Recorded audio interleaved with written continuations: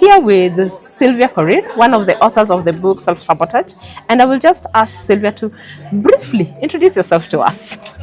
Wow. Yes, my name is Sylvia Korir and I work at Sylvia Korir Coaching.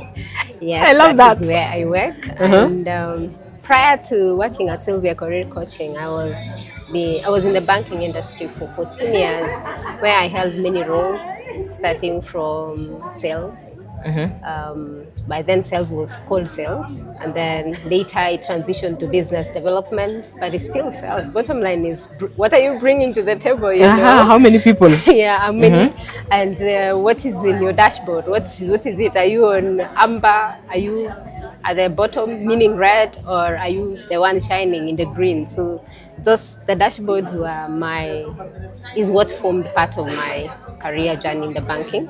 Later, I transitioned to do customer service because I loved to. In fact, in my selling job, I would find myself solving clients' problems, which are not necessarily related to sales. And then I said, why not lean into the service, because it looks like it came naturally to me. Ah. So that's where I spent our 14 years after sales and then customer service until last year when I transitioned to do coaching. So now, banking, coaching, and now a published author. Yes. Let's talk about that for a minute. All right. And especially the aspect of writing a book named Self-Sabotage.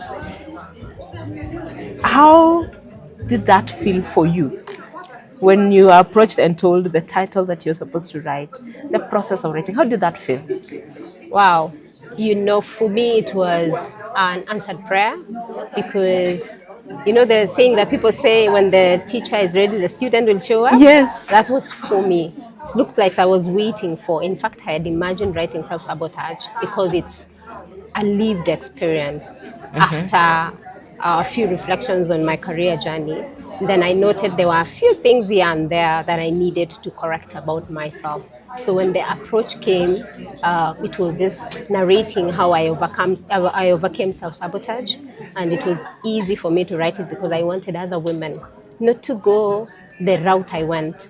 Yeah, the way I like to say that you could leverage my experience and the experience of other ladies who we have authored the book together to advance without necessarily taking the detours that we took. So that was for me wanting my story out there and for someone to benefit from it.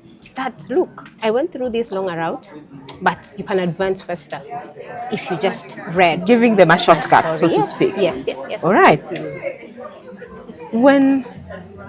Most of the time when we write from our experiences, Yes.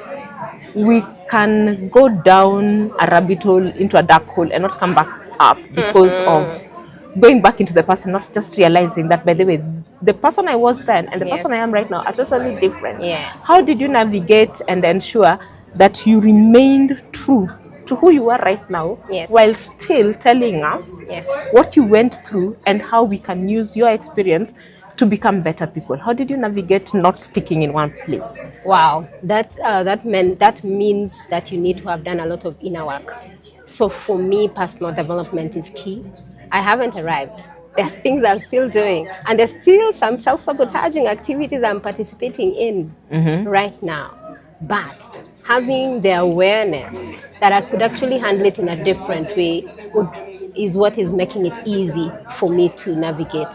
Because the voice would come occasionally here and there, but you're like, no, you did this and this and this because you didn't know better. Now you know better and you know how to advance. You could take this other way and you will advance faster compared to just sticking and wallowing in sadness that, I am this way. Yeah, it's possible for you to remain like, this is the way I am, but that's a self-sabotaging behavior. Thinking, this is how I am, so Yeah. this is what is there for me. Yes. One of the things that you've written, Yes. not delving into the book, but something that really struck me, and I think we've talked about this this interview, Yes. but is one of your wake-up calls when you are told, your work is excellent, keep up with what you are doing. Why is that sentence such a trigger? Because most people don't see it as a trigger. Most people see it as though, yes, let me continue doing what I am doing. Yes. But it is actually not the case, or it shouldn't be the case. Why? For me, it felt like I'm stuck because, you're telling me I'm doing well, in my clock, or rather in my natural way of perceiving things at that point, I'm looking at, why am I still here? If I'm doing excellently, then it should unlock another door for me to advance. So if I'm not getting the necessary push and the necessary challenges to go to the next level, it made me wonder, is this it? I mean, I'm meant for more. That's what came to my mind. I am meant for more. And I was like, I think I have done this too much. It's become so comfortable, and I'm no longer feeling it's challenging. So for me, the role I was in was no longer challenging. If you woke me at the middle of the night, I would solve your issue with my eyes closed. You know, And you don't want that. but without necessarily waking up, because it was clearly stuck in the comfort zone where I was no longer happy with that kind of a person. So for me, that was like, if I feel like I need to go further and faster, what do I need to do? And hence, that answer was not giving me what I want. So the fire was within, feeling like you're caged, yeah? And I wanted to fly out of this cage whom I don't know was holding me in. But it turned out I was holding myself in there, which is self-sabotaging behavior. And not to spill the beans, if you want to know how Sylvia did it, please get yourself a copy of the Self-Sabotage book and just read and see how she got out of that cage. But now we have written the book. It is published. Yes. You're a published author. Yes. We are here just for the launch. What are you expecting? Wow. My expectation is that women and other people will access this book, will not stay stuck. I really want to hear somebody coming to say, after reading your book, I have managed to get myself out of this pit that I've been for many years and nobody told me what I needed to do. That is my joy and happiness.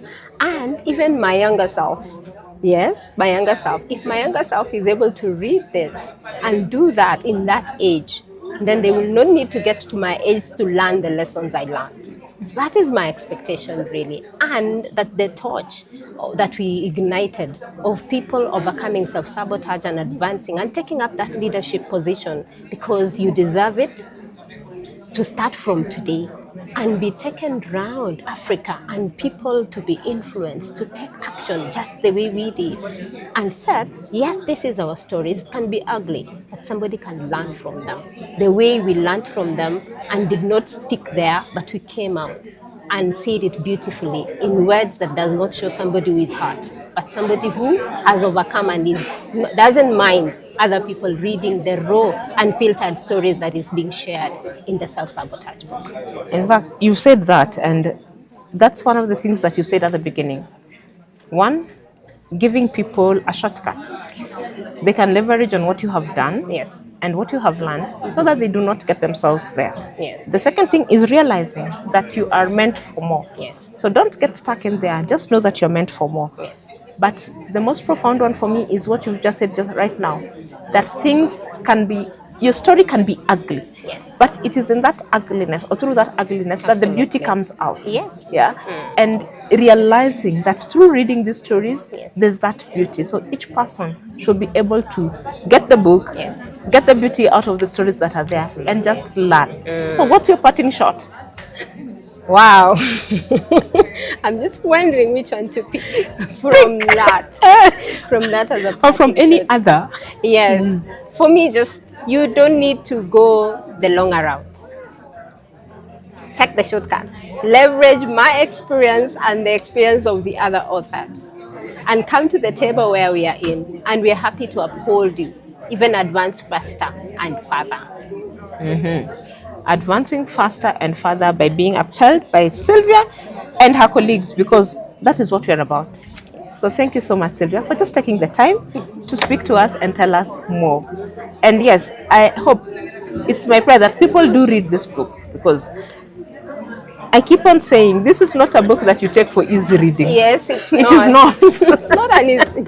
It's not for easy reading. You read it so that you can learn. Yes, Yes, and then after you learn, you put those lessons into practice. absolutely. So thank you. You're most welcome. Thank you very much for having me, and it was such a pleasure. It was so much fun. We should have stayed here and continued talking, but we'll catch up later. Yes. And just do a wrap up.